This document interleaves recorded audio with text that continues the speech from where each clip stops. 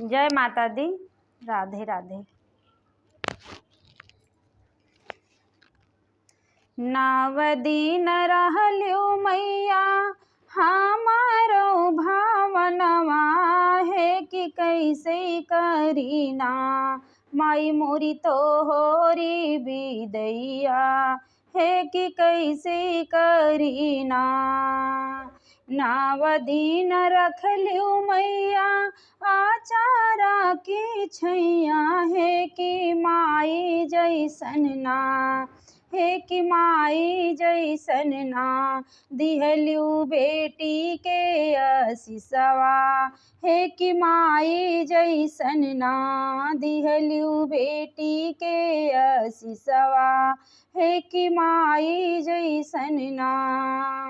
एतनी तू बातिया बतावा मोरी मैया है कि कैसे करीना माई मोरी तो होरी बिदैया है कि कैसे करीना।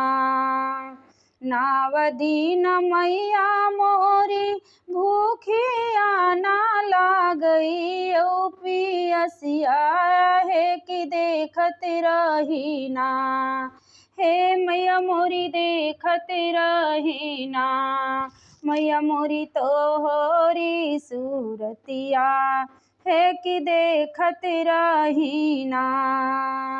हमरा से भइले माई कावना का सुरवा है कि छोड़ी जाल्यू ना अपने बेटी के अकेलवा माई मोरी छोड़ी जाल्यू ना।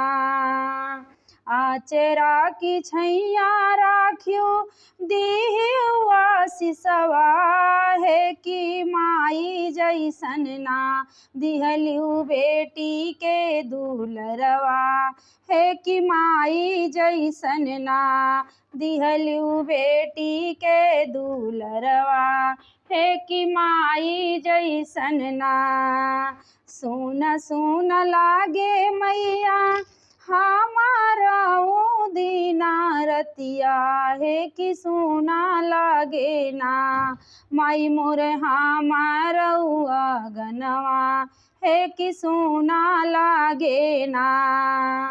छोड़ी के गईलू मैया बेटी के घरवा है कि बनी गईलू ना मोरे आखी के पुतरिया मैया मोरी बनी गईलू ना मोरे आखी के पुतरिया मैया मोरी बनी गईलू ना।